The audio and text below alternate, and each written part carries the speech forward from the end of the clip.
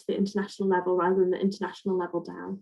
And so when this was agreed back in 2015, it was 5 years' time, which was going to be the first lot of those commitments, and that is Cop26. And that's part of the reason that Cop26 is so significant, is because it's the first kind of trial of whether this actually works as a system, whether you can encourage internationally this increase of ambition. And there's an acronym attached, as there always is, to these climate commitments, and that's an NDC, which is a nationally determined contribution, so called because it's a contribution that's determined nationally, so it does at least make a little bit of sense. And so if you're like paying attention to things around COPs, you'll just hear NDC, NDC, NDC all the time, and you can just replace that in your head with climate target, same thing. Because of the Paris Agreement, there was a lot of focus on 2 degrees and 1.5 degrees, which became very politically significant. And from the back of that, another organisation, another acronym, IPCC, Intergovernmental Panel on Climate Change, put together this huge report which looked specifically at the difference between 1.5 degrees and 2 degrees. And it was like a process that took a year and a half, 30,000 scientific papers, hundreds of scientists, so very rigorous. And they released this report in October 2018. It coincided with the kind of increased momentum with the school strikers and Greta Thunberg becoming well known.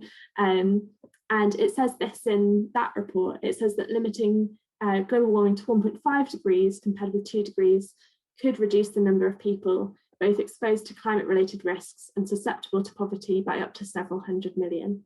And it's not like a charity report, it's not a political report, that's a scientific report, which you can look up. It's freely available on the internet, and the rest of it is very scientific language and quite difficult to navigate, but that is within that. And I think that's just a helpful framing to all of the discussions that we have on a kind of international political level, of actually this is a conversation about real people in real places being affected by the decisions that are being made this year in our country.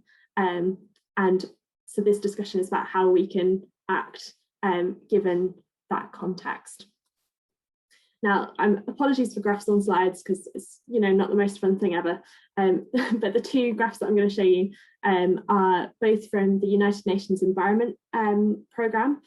They're from their emissions gap report, which they release every year, and they have a really nice interactive scrollable version, and this is from that.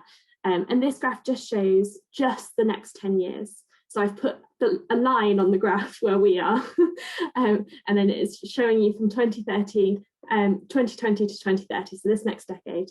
And you can see the kind of red line on there shows that by 2030, with the current climate commitments, we're on track for 56 gigatons of carbon dioxide emissions annually.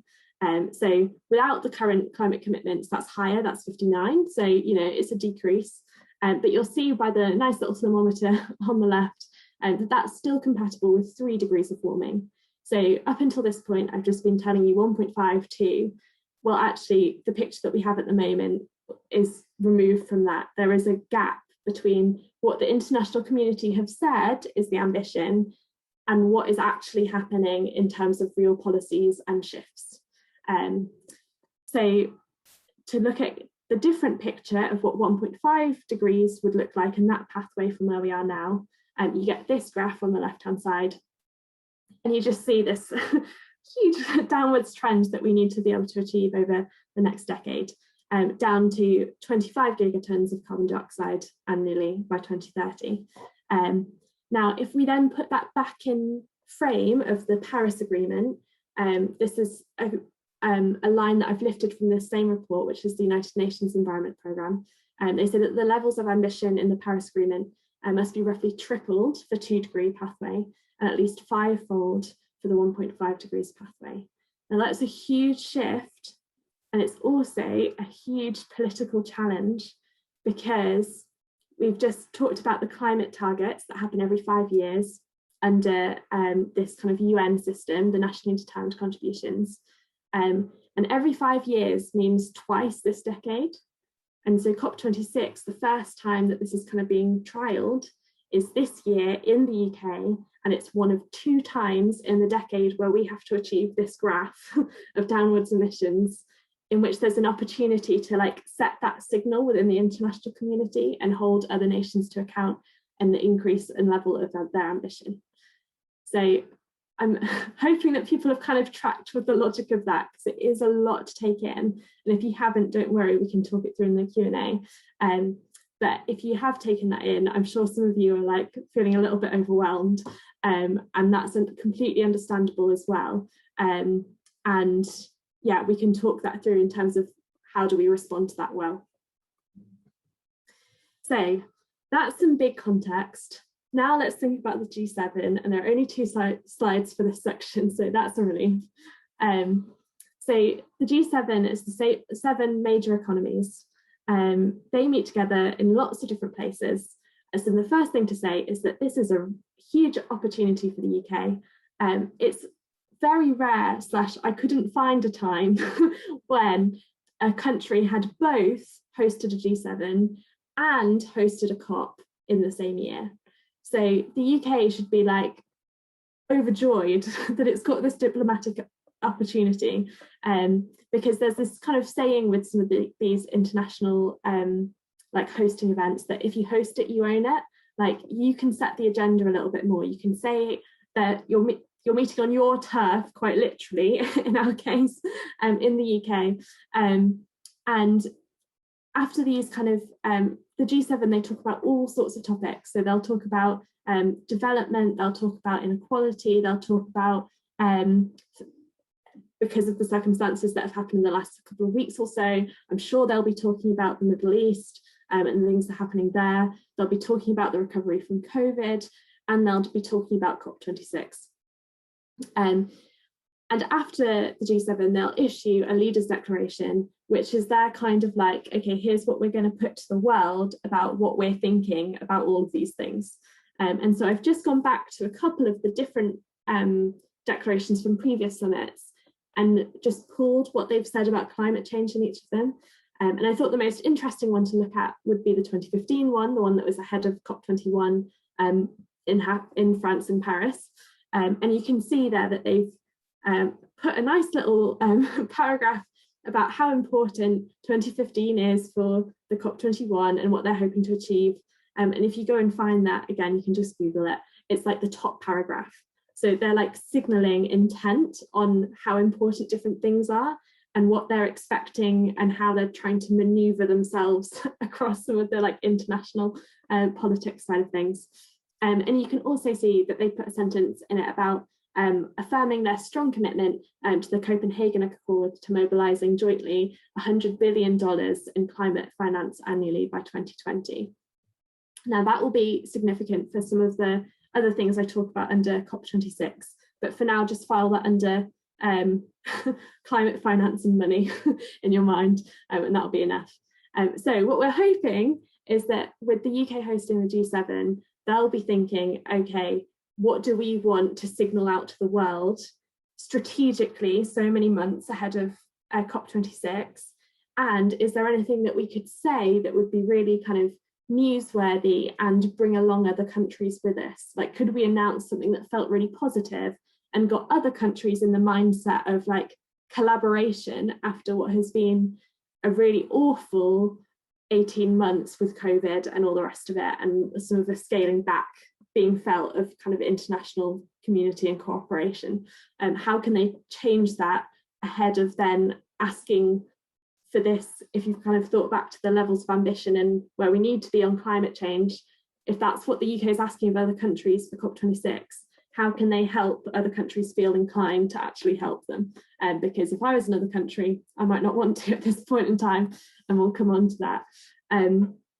And so I've also just pulled some of the headlines that are starting to come out around the kind of soundings and musings ahead of the G7. There have already been a number of different preparation calls, talks that have been happening ahead of this. And here you can see some of the ones related to climate. And in particular, a lot of the focus is around finance. and how that kind of dovetails with the recovery from the pandemic, and how it also kind of corresponds to G7 happening later in that year. So we'll move on to COP26. This is a nice quote. It's from Chris Stark. He is the Chief Executive of the Climate Change Committee in the UK. That is the independent government advisory body on climate change. So they're very trusted by all political parties. They're like very rigorous research. They're the go-to people. And he says quite rightly that COP26 is a major milestone for the international effort. He's completely correct. That's related to that, like raising ambition, all the rest of it. And he's speaking from a UK perspective and saying it's also the date by which the UK must have raised its own ambition with real policies and programmes to put on a credible path to net zero by 2050. And this connects to, so the UK has been pretty good in terms of saying that it's going to take action. It's been less good in terms of actually laying out how it's going to get there, or like the policy or the framework, or how they agree things between government departments. And that's a concern. It's a concern because if a country like the UK, which has very strong institutions in a lot of ways, can't strategically lay that out themselves, they're asking much more of other countries that don't have that to be able to do the same. And so on the international stage, countries will be looking at the UK and being like, you can't tell us to like do all of these things if A, you're not doing them yourself, and B, you're not going to help, to kind of put it crudely. So that's some of the pressure. So kind of looking at what would a successful COP look like. Number one is raised ambition.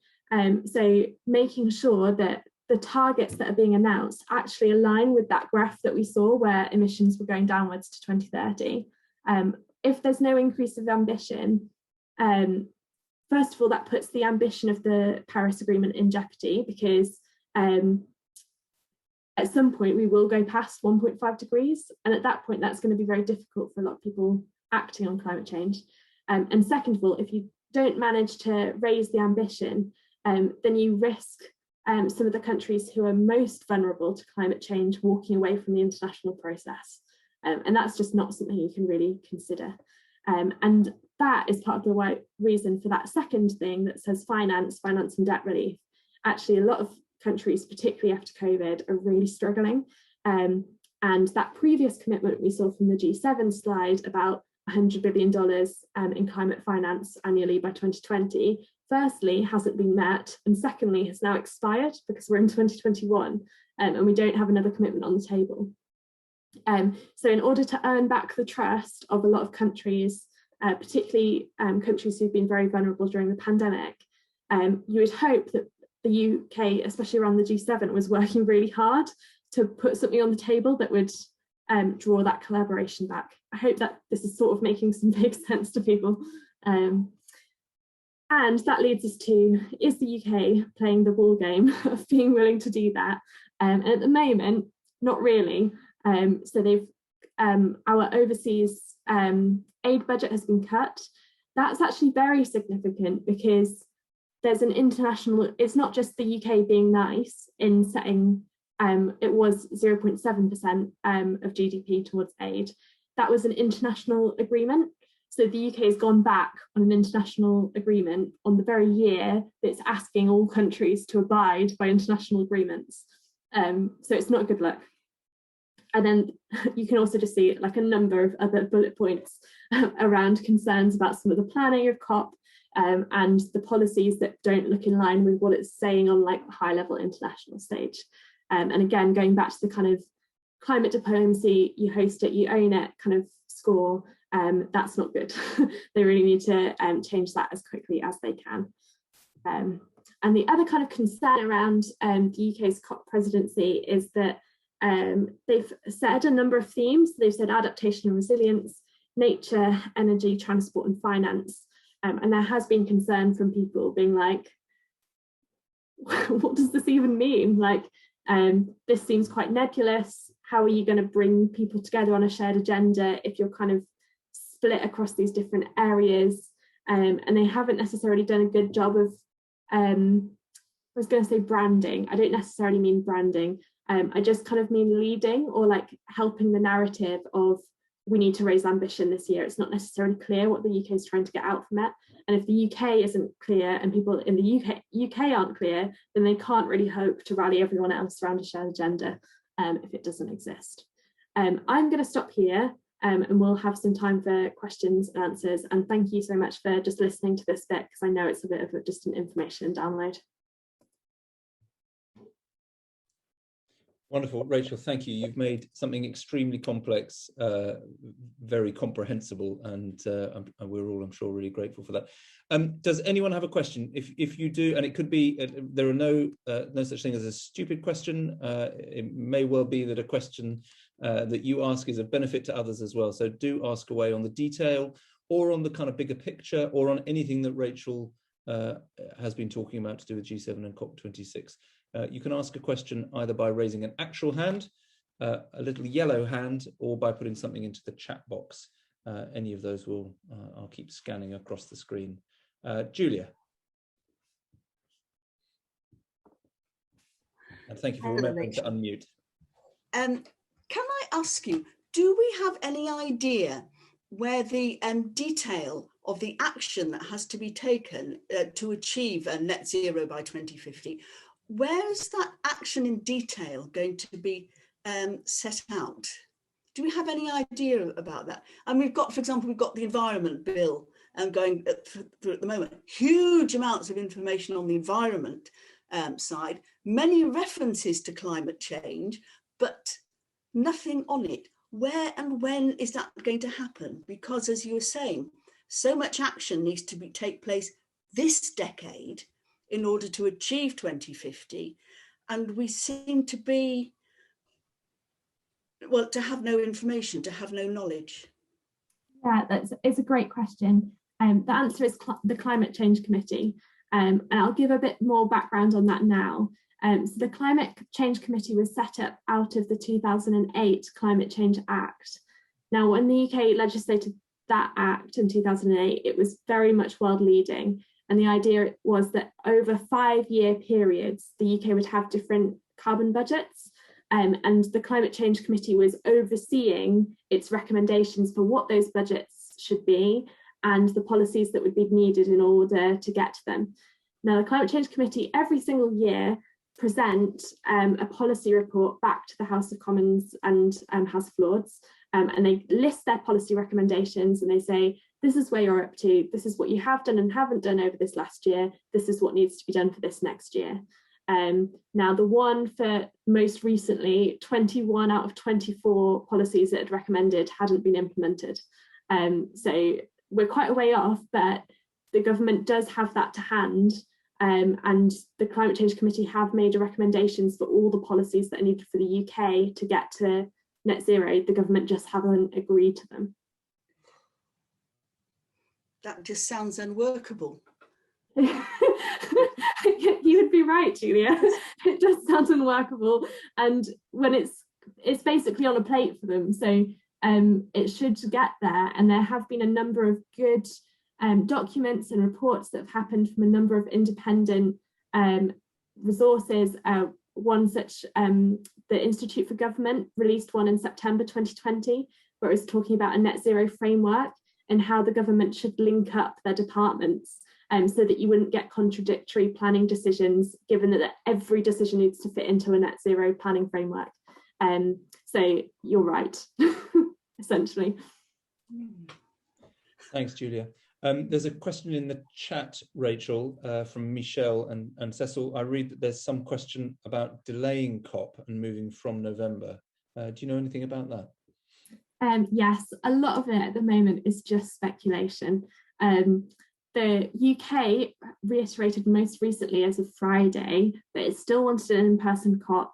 There were some soundings and musings about vaccines for different delegates. The plans of that have not been made public.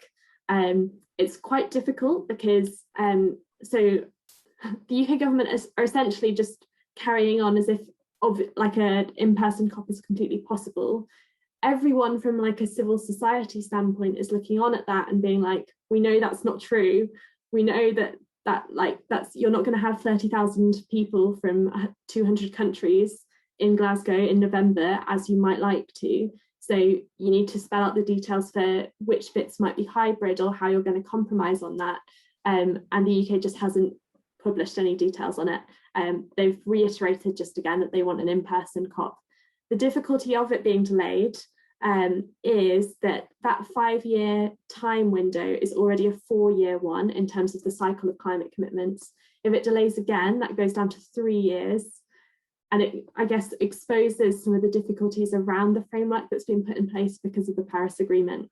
And actually, we can't just indefinitely delay some of these decisions or have those conversations at double speed when they do then happen. So it is important that this is an in-person COP as far as possible. It would just be nice to see some more detail on it. Great, thank you, Rachel. Question from Joe Thomas, what can we do to support any useful projects before June the 21st? I think, Rachel, we'll come on to that, won't we? Some of the kind of practical things, including what you can do as an individual, what your church community can do, and what either individually or as communities you can do in terms of political activism to put pressure and to encourage our political leaders. So we will come on to that. Good. Time for one more question, and then we're going to pause Rachel's kind of big overview and think a little bit more locally and watch a video from Ben Lilly. But one more question. Does anyone have a question? Raised hand or in the chat box? Great. Okay. Thank you, Rachel. If you can have a cup of tea and put your feet up for a second. I'm going to share my screen and show you a brief video from Ben Lilly.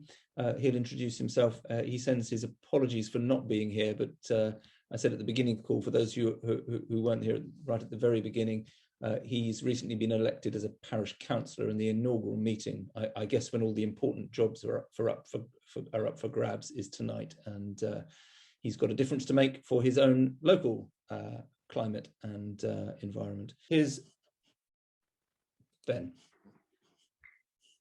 Good evening, my name is Ben, and I'm the newish Diocesan Environment Officer for the Church of England here in Cornwall. This evening, I want to share with you the heart of our environment strategy, which is to cherish creation, cut carbon, and speak up. You can find the full details of our Diocesan Environment Strategy on the Truro website, and I've asked Bishop Hugh to include any links I mentioned this evening in the chat. Right from the start, I want to encourage us, that it is not too late for the reflourishing of God's incredible creation, of this planet, of our home. But we must act now. Were you a transatlantic sailor and you noticed that the shrouds that hold the mast up were starting to fray and break, you wouldn't say, oh, I'll leave that till later. Were you suffering from heart disease and your breathing was getting harder and harder, you wouldn't say, oh, I'll leave that till later.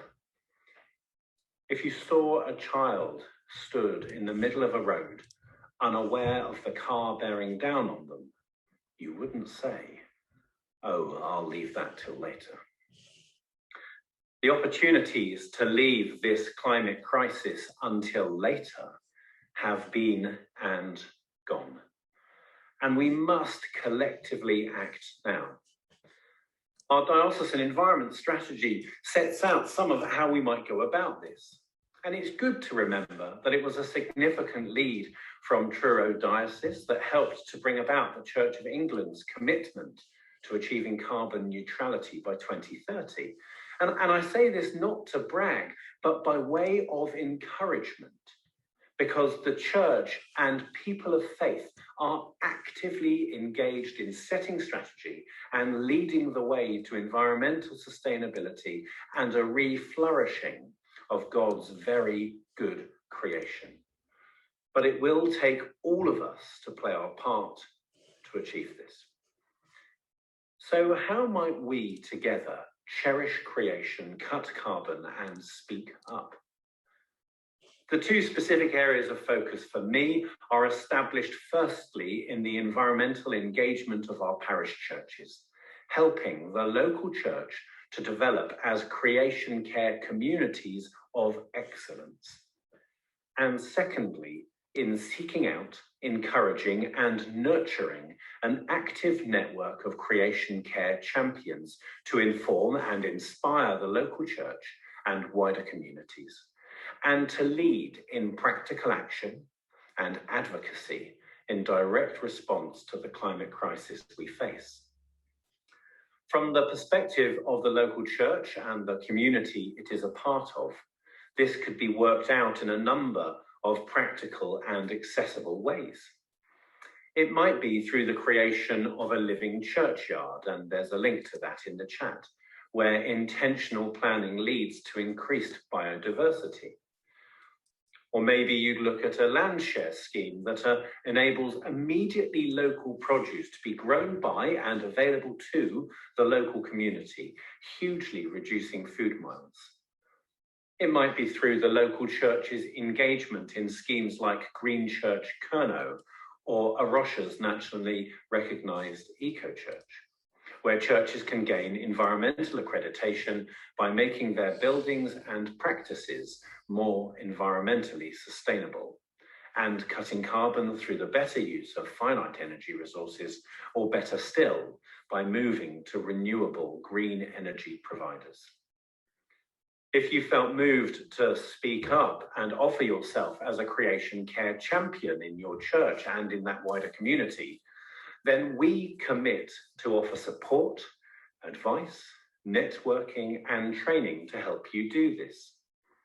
This is not just about the most qualified or most confident or loudest. This is ordinary people doing extraordinary things through a gracious God. And this itself is the heart of the gospel of grace. Ordinary people doing extraordinary things through a gracious God.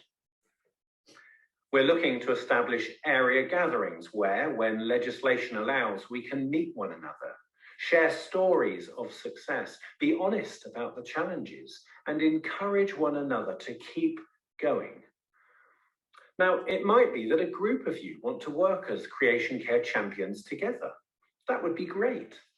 But we see this strategic role as essential in keeping creation care at the heart of the church community, at the top of the PCC agenda, and enabling the local church and its community to be leaders in the restoration of God's very good creation. In this season where G7 draws the eyes of the world to Cornwall, the opportunity to stand together, pray together, and respond together, that we, the church, people of faith and people of goodwill, will cherish creation, cut carbon, and speak up. And I really believe that this will change the atmosphere, really will lay down foundations that lead to a greater reality of stewardship for God's very good creation. In this season where Cop26 sets its focus on climate crisis and the challenging task of financing a response to this threat to all humanity, standing together, praying together, and responding together really can change the sustainable landscape for good, for God, for better. This evening's event is part of our collective preparation and response to G7 and Cop26. And working in partnership with Transformation Cornwall and All Saints Higher Town, a transforming mission church, we are developing a creation care toolkit for Cornwall, which includes an array of events throughout G7 and Cop26. Please see the poster of events and also the prayers for creation care. These are both downloadable and shareable, and the link is included in the chat. If you'd like to find out more about how your church and community can engage more fully in creation care, please look to details in the environment section of our Truro Diocese website. If you'd like to know more about being a creation care champion and helping change the environmental atmosphere in your church and community, please get in touch with me or you can use the I Want to Be a Creation Care Champion sign up link on the Truro Diocese website environment section. People of faith are in the hope business. In facing a task that can sometimes feel a little overwhelming or even occasionally hopeless, I leave you with this quote from the inspirational Greta Thunberg. She says, "As soon as we take action, there is hope."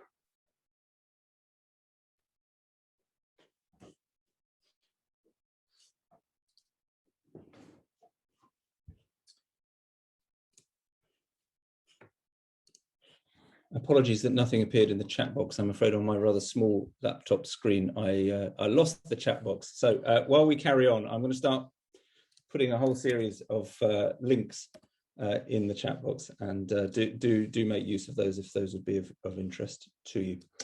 I'd say thank you to Ben, but he's not here to hear our thanks, so I'll pass those on to him. But do get in touch with him. He is primarily here. His role is primarily for the local church, to support the local church to step into action through prayer and practical action, as he just described. So do make use of him. I'm going to hand back to Rachel now, and she's going to talk a bit about the wider activism initiatives that are going on, particularly in the lead up to G7 and Cop26. So back to you, Rachel, and then we'll have another chance for a time of questions and answer. Wonderful, thank you, Hugh. So the short side of this bit is that there's lots going on. So I'll do my best to kind of separate that into chunks that feel manageable and understandable. And I will share my screen again. Just have the Q&A. And so this bit is all about what we can do. Now, the first thing you heard Ben mention about prayer. There are a dizzying array of resources now on prayer. These are some of them, and I'll just quickly talk to each of them. Climate Intercessors was mentioned in the chat earlier. That's a recent initiative, specifically ahead of COP26. There are monthly Zoom gatherings with people around the world that happen 3 times in whichever day that they're held, so that everyone from all time zones can pray together. There's a new Prayer in the Park resource coming out from TIFend on the 5th of June to watch out for.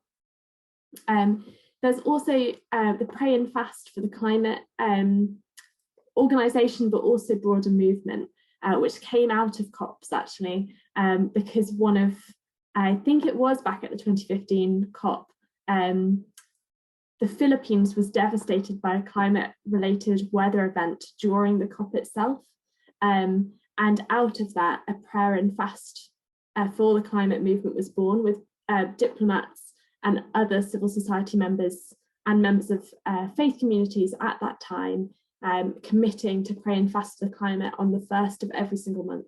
It's actually something that I'm part of. I did it as my New Year's resolution last year and continued it on. And Pray and Fast for the Climate, there's a group in the UK that send out a list of prayer points related to the climate and environment every month on the 1st of the month to help you do that, or just for your interest if you're thinking about things. So they're a good resource.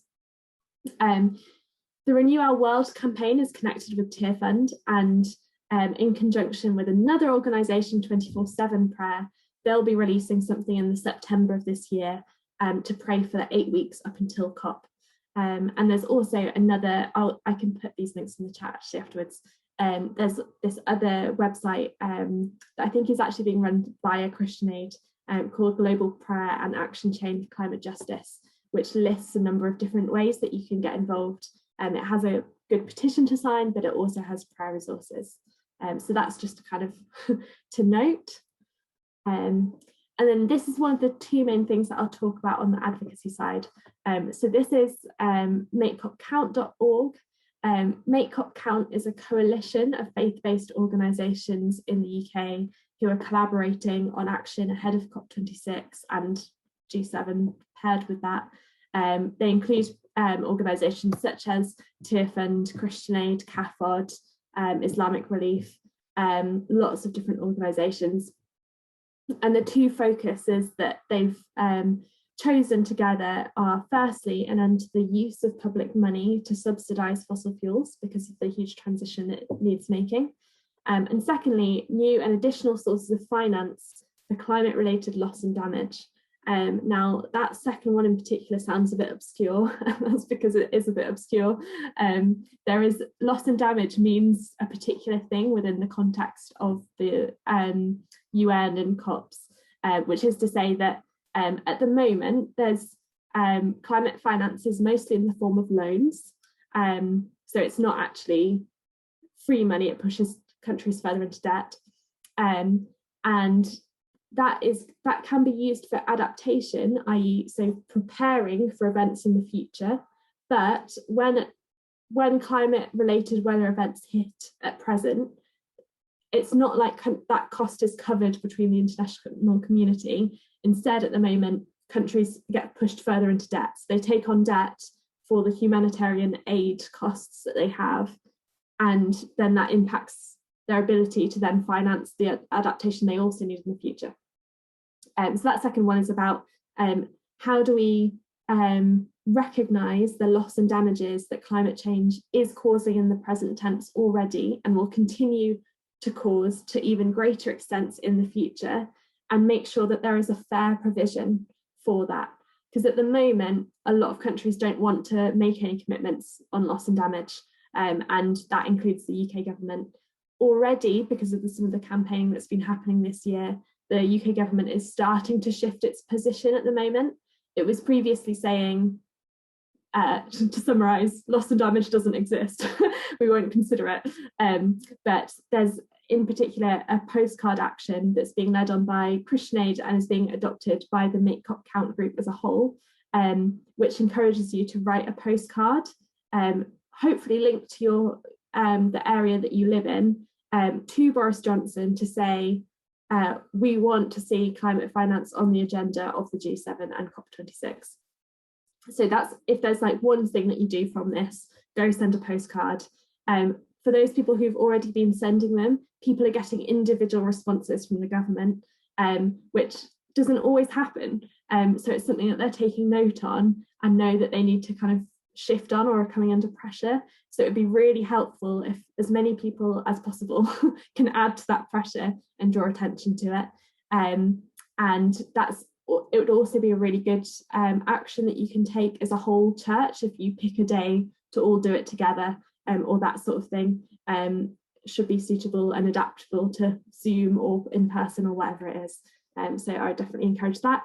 And also, if you scroll to the bottom of that website, you'll see you can sign up to updates by email, and that would be a really good way to stay in the loop of the conversation, because actually at this point in time, quite a lot of things are happening quite quickly, and some of those things will change because of the plans for government will change because of things like we mentioned about in-person, hybrid, whatever. So people have to make contingency plans and not all the information is available at present. So do follow that. Then the other thing, which has already been mentioned, is the relay to Cop26. So this is being led by the Young Christian Climate Network, but it is not owned by the Young Christian Climate Network. It's an offering to people of all denominations, all ages, to get involved with as a way of mobilising UK churches around what's happening between the G7 and Cop26 and talking about climate finance. You don't have to walk. You can offer your house for an overnight stay for some of the people who are walking. You could also be on-call support. So if you can say, oh, if someone gets into difficulty or needs that we need a vehicle to drive out and pick someone up, then you can be on-call support, so someone has your number on the day, the lead walkers, if anyone's struggling. And there are also a number of campaign actions that are associated with it to get involved with. It's very much linked up to the Make Cop Count group and the other campaigning that's happening. So it's not at cross purposes. There's a nice video to watch as well. And the kind of focuses of this relay connect back with some of the things that have already been mentioned about climate finance. So you'll see reinstate the foreign aid budget. That's about the UK coming good on the existing international commitments that it has. Same for the $100 billion a year for climate finance, that really needs scaling up and actually meeting. Loss and damage and debt cancellation you'll recognise from some of the other slides and things that we've talked through tonight. And also the hope is that this is an interesting approach for how churches talk about climate change. I think people kind of put it in a to do with trees box somewhere in their mind, and actually it's not about that. It's about people's livelihoods and poverty and the impact that climate change has on absolutely everything over the coming decades. And actually Christians have been involved with lots of campaigning and action around debt relief over the years, and this is a new shape, a new direction for that. So I'd encourage people who are interested or want to find out more to go to the website. The website has a lot of information. It might be a little bit difficult to find. There should be email addresses where you can email in questions, and on the homepage you'll find a how to get involved document that summarises everything, and there's also an interactive map. And then this is just to kind of give you a little bit of a heads up to some of the other things happening this year, just to be aware of. So the first one at the kind of top with the like colours in the circle is the Crack the Crisis campaign. And this campaign is around, you'll see actually under in small text that you can barely read, it says COVID, injustice, climate change. And it's a campaign that says actually all of the different things we're facing at the moment are connected. They don't exist separately. They all reinforce one another to certain extents. So actually this is a year to look at all of these together. And the Wave of Hope is the campaign action that's associated with that. And it's asking people to put cutouts of handprints or animals on their window to greet leaders when they come, which I suspect will be particularly relevant to those of you who are in Cornwall and closer to where this is actually happening. The Great Big Green Week, I mentioned on the very first slide back ages ago about September being used as a moment to build up towards November for Cop26. So this is organised by the Climate Coalition, and they would like events to happen in lots of major towns and cities across the UK, driving some of the action and conversation 2 months ahead of Cop26. There is a website for that, but it's not got loads of information just yet, but it's coming. And the Cop26 Coalition is a coalition of very grassroots organisations who are active around Cop26. They are behind, in Glasgow itself, there's going to be, there's like a platform where people can ask to stay at someone's house, and that coalition is doing some of the organisation of that alongside some of the Glasgow churches. I'm hopeful that you might have already heard of Climate Sunday, asking churches to hold services ahead of Cop26 on that theme within church. Climate Intercessors has been on the previous slide. The Methodists have a particular campaign run by some of their youth called Climate Justice for All. And there's also a small group of families around the Norwich, Peterborough area called Get to Glasgow, and you can sign up for their email updates, and they're sharing local ways that they're taking action ahead of COP26. So that's sort of like the dizzying array and overview of everything. But to kind of take it back down a little bit, 3 things. I would receive updates via makecopcount.org, sign up to the newsletter, take action on climate finance. Most obviously, just send a postcard to Boris Johnson and tell him you want action. If you do want to go beyond that and meet your MP, then I am a great person to get in contact, because that's my hopeful future job, and I'll be very happy to support you with that. And then going beyond COP, COP is important, but it's not the be all and end all of everything. And so having in mind to how you can build up things within the local context, local communities that you're involved in is really important. And Ben is really your go-to on that for things happening specifically locally, but being minded to that long term is also really important, and I'd be happy to help with questions on that as well. So there we go. I'll leave it there. Wonderful. Thank you so much, Rachel. A huge amount going on, and which is all wonderful news, isn't it? That there is genuinely a sense in which as a society, as a community of nations, we are starting to raise our own voices. And of course, great question from David in the chat about putting our own house in order. That's certainly our commitment here in this diocese. Our own cut carbon, that second of our 3 commitments to cut carbon. We know we can't speak up and encourage others to do things if we're not putting our own house in order. And I would encourage you, if you can do one thing within your church community, it would be to consider, either for yourself or maybe you could nudge or invite someone else in your congregation to put themselves forward as an environment champion, because individually we can do some stuff, but together we can do an awful lot more. Rachel's just put some more links into the chat.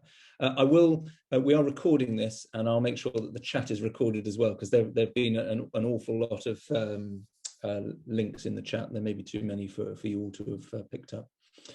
So we've got about 10 minutes or so till we wrap up. A chance for questions, for reflections, thoughts, or anything else from any of you. So as before, raise a hand, an actual hand, a yellow hand, or stick your name or a question into the chat box.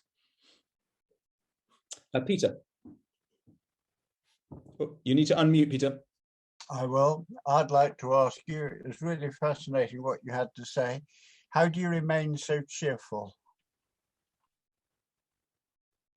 I think that was for you, Rachel. Yeah, this is a great question. Yes, isn't it? I really like, something that I really hold on to is that nothing is irredeemable, and that actually I don't have all the information to make a call about, I don't have the arrogance to fall into despair, is essentially where I'm going to go with that. Thank you, lovely answer. And I loved what Ben said, that people of faith are, by who we are, by what we're called to be, we are people of hope. We're in the hope business. Anyone else got a question? Yes, Nick. Rachel, thank you very much for just a fabulous evening. What's the one thing realistically that we might hope for, see, get out of the G7 meeting, possibly looking forward to Cop26? Yeah, this is a good question. I think this is why a push on finance is so helpful and important. So I would really like to see the UK reaffirm its international commitments and go beyond them, especially in relation to finance. It's why, I mean, the big picture, raising ambition, hugely important, arguably more significant, less realistic on a kind of campaign strategy and looking towards G7.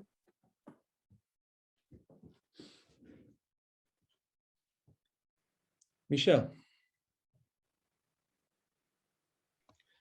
Yeah, just a thing of local interest. You said about meeting the MP. Got a long history of meeting the MP. Does anybody know about the event that he's holding tomorrow at 4 o'clock, which is for George Eustice to talk about the Environment Bill? I think it's important probably that we have representation on the group that he chairs, but be warned, he does use it rather as a way of closing down other routes. He used it as a way of stopping having dialogue with XR early on, and he's used it to great effect subsequently. So it's a bit of a body shield. Nonetheless, I think it behoves us to actually keep tabs on what is being said. So I just throw that out there, but you know, I've had lots of meetings with him about this, and each time he kind of shimmies around it and finds another route. But we do try. A lot of us do talk to him regularly about it. Michelle, are there more details if anyone else in your neck of the woods wanted to go and? Yeah, I'll stick the registration up on the chat now. Shall I? Yeah, that would be great. And Rachel, given that one of your jobs is enabling churches to engage with politicians, is there any advice for I mean, whether Michelle is a veteran of these things, but there may be others of us on the call who are not engaging with our MPs in quite that way, quite so regularly. Any advice for us? Lots of advice. Maybe the first advice would be to come along to one of the trainings that Hope for the Future runs for free monthly. That's a really good resource for just getting your head around some of the advice that we give. And Hope for the Future gives a level of support that is really helpful, that you should definitely take advantage of. Lots of campaigns say, go and meet your MP, but actually we will sit with you and put together an agenda and make recommendations and give you a document with background research and really walk you through it. And even in this time of virtual meetings, attend the meeting with you.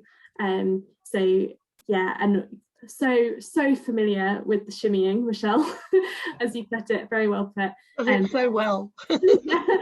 And part of our training, the full training, is about like conversation techniques you can use to get an MP back on track, because they are very well versed in just being able to speak to anything forever. And that's sometimes unhelpful with actually getting concrete commitments from them. Thanks, Rachel. Ben. Thanks. I see that so quite a few organisations you have to be 18 to join and get involved with. Is there anything, like, you know, my girls, my oldest is 9, and she's really starting to nag me about everything, really. And this is on her agenda. Is there some? Can you just advise me? Is there something Christian? Is there a good way I can connect her age into this? Yeah. So yeah, it's so tricky. I mean, YCCN that I'm a part of, we wanted to extend earlier, but for safeguarding, it's actually quite difficult. But I think that the Methodists have set up, I think that it's called Green Agents of Change or Green Agents for Change, and that is that younger age bracket. If you struggle to find it, I do know the person to email. So if you go via Hugh, if you need to get back to my email to then get connected, I can do that. Thank you. A quick Google comes up with that. You get all sorts of interesting things if you put into Google search. I've just discovered agents of change, all sorts of crazy stuff, but that's amongst them. Julia. Just a quickie, another question for Rachel. This is with your Hope for the Future hat on again, and it's referring to the meeting tomorrow that one of the earlier questions were about. This is the West Cornwall Climate Forum. Meets once a month, set up by Derek Thomas's office, not political.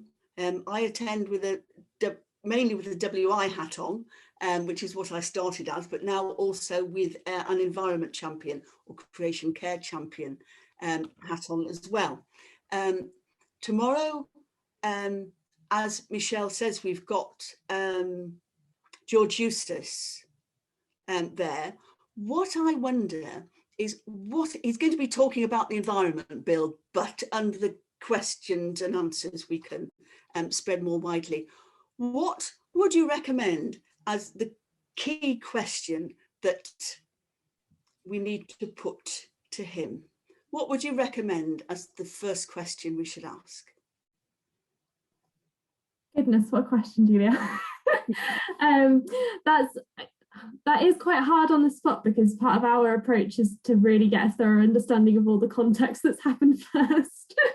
But there has been a lot of pressure, I hope you might have seen this, around the Environment Bill has got targets sat in the mid-2030s, and those in the kind of climate side of environment and climate and the nationally determined contribution, all the deadline focus here is 2030. So there's been a lot of talk about bringing all those kind of mid-30s targets that are sat in the Environment Bill back in line into a 2030 focus. So talking to him about that and saying, do you agree? What are you doing to help that make sense? Would be the top one. I'll put my email address in, because when I'm sat like Wednesday morning, I might be able to put that in a more coherent, helpful way for ahead of a meeting in the afternoon for you. So we'll do that. That's brilliant. Thank you for that. Thanks, Julia, Rachel. Andrew, and this is probably our last question. So if you've got a really burning short one, then get ready for it, because you might sneak in with 1 minute. But Andrew. Okay, I'll try and be short. This sort of pulls together two or three things. One is to say Rachel has been helping us in Truro through Hope for the Future in getting a meeting with Sherilyn McCrory, and that's brought together a number of people, got a letter to her. One of the bits of advice that she came up with, that Rachel came up with, was actually working on a very local issue. And one of the big burning local issues is homes and the building of homes. And what we're focusing on, probably not till after G7, to be honest, because that's the agenda Sherilyn McCrory's setting. But what we're focusing on is not just the number of homes that are being built, but the fact that the homes standard has been, the green standard of homes has been abandoned by the government. The green improvement stuff has been abandoned by the government.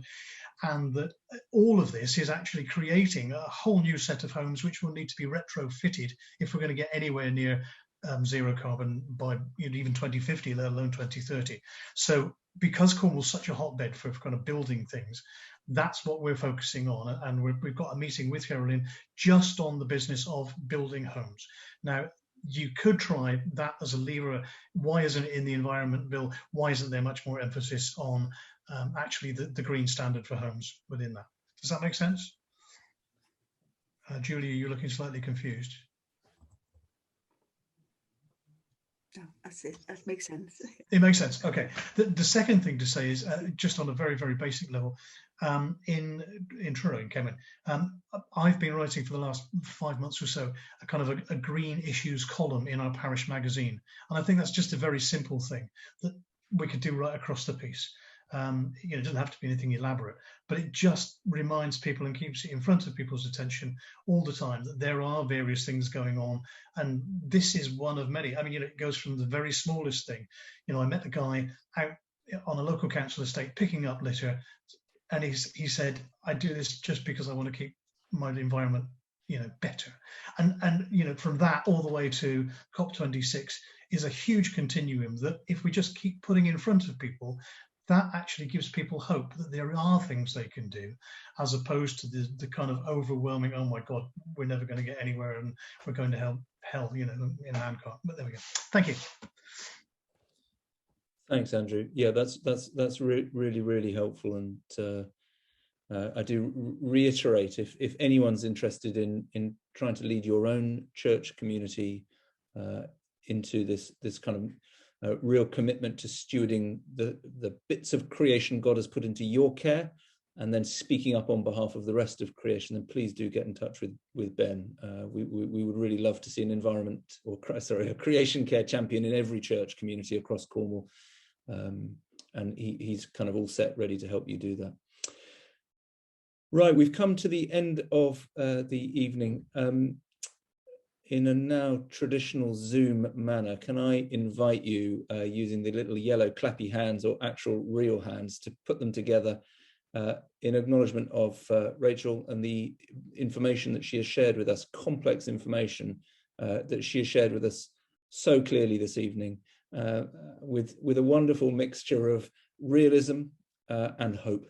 And Rachel, if it's okay, I'd like to pray for you.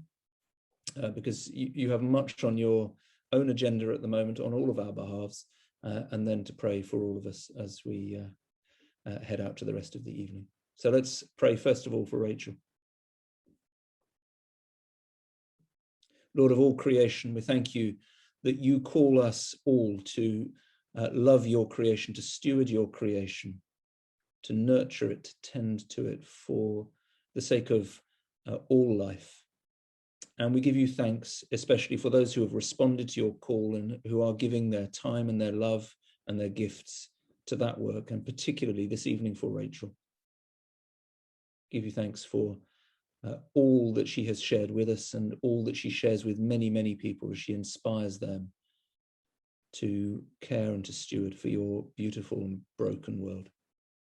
And we pray your blessing over her now in all the work that lies ahead of her in the weeks and months to come, that you would protect her on every side, that you would sustain her in hope, and that you would encourage her always by your grace and with the knowledge of your presence. And we pray it in Jesus' name. Amen.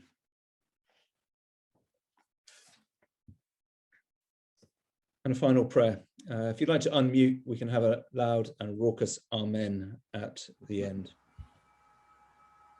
Heavenly Father and Lord of life, you have created the heavens and the earth, the sun and the earth, the moon and the stars.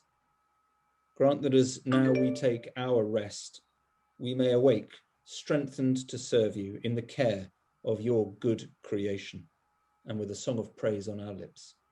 We pray it through Jesus Christ our Lord. Amen. Amen.